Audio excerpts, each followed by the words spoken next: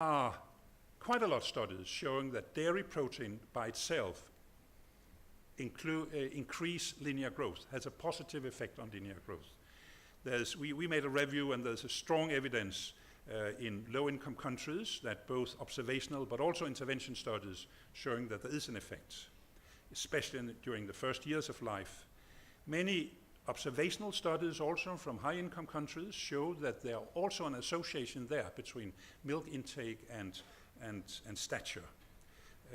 So it seems that there's a growth stimulating effect even in situations where the nutrient intake is adequate. Use of vitamin mineral supplements or fortified products. Again, the problem nutrients are iron and zinc, but also you might need supplements of vitamin A or B vitamins depending on the types of foods and what's the context you are working in. And again, even if you have very good complementary food, you might fall short of iron and zinc. And again, fortified food will often be necessary.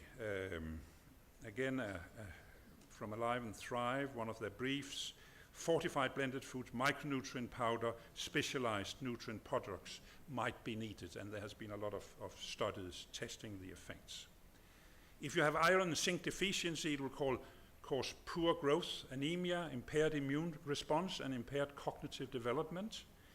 And if you don't have animal foods, you have a big problem with these nutrients. So therefore, supplements or fortified foods and animal foods are important.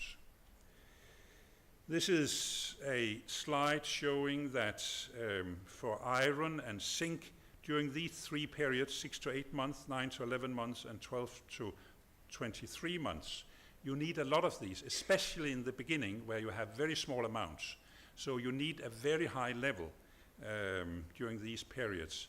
And that's the reason that it can be difficult, so even if you give animal foods, to get enough, and thereby supplements might be important.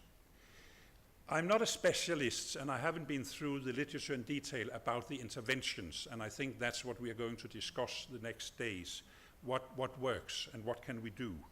There was a review some years ago by Kay Dewey, where they said that educational approaches can have mixed results. Some studies show substantial potential, and I think we heard this morning also that there could be, there was effects in India, and I'm sure there will be new studies around which shows an effect.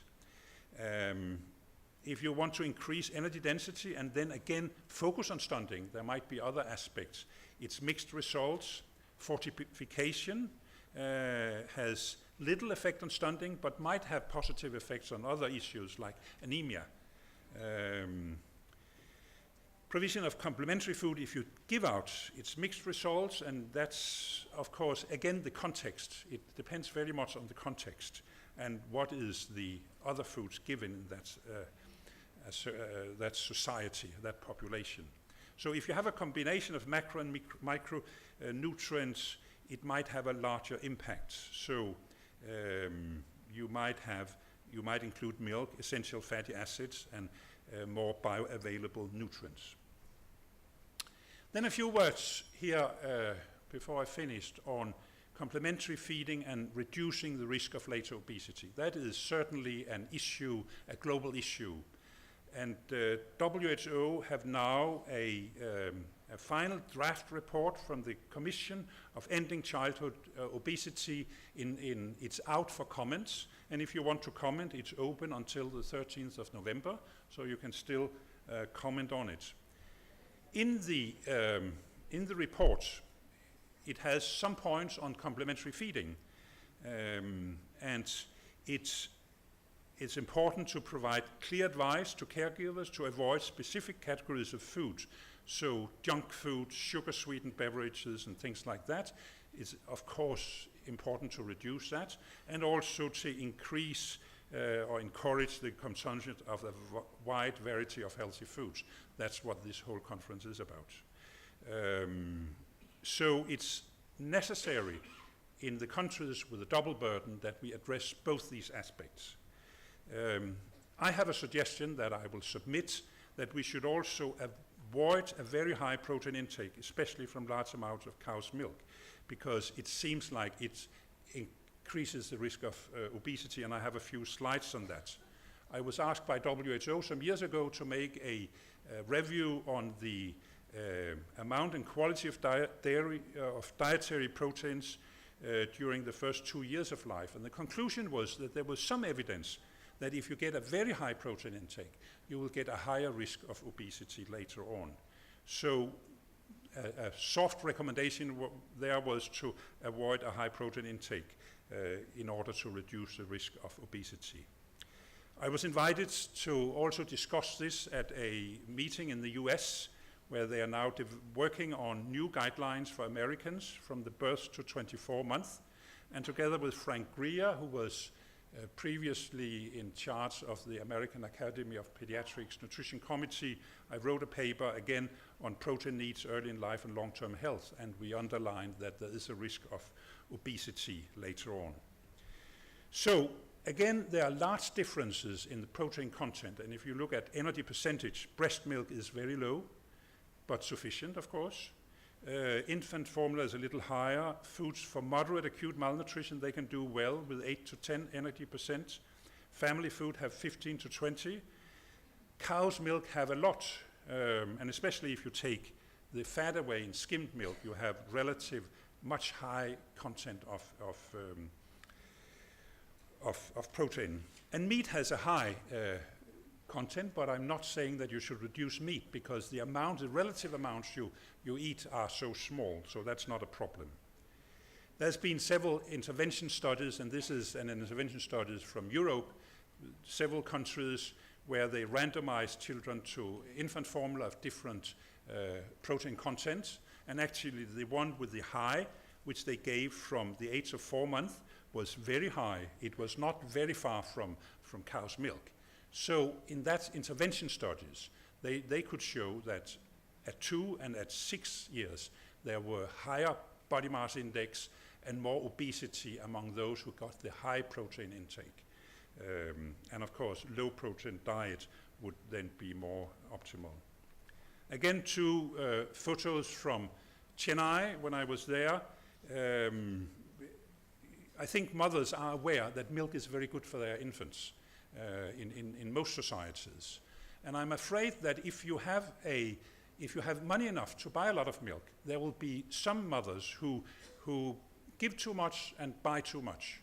We see that in Denmark. We had children admitted with anemia because the infant and the mother thought it was easier to just give milk, perhaps a liter.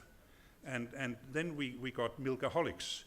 And I think we should try to avoid the very high and make that a message as well.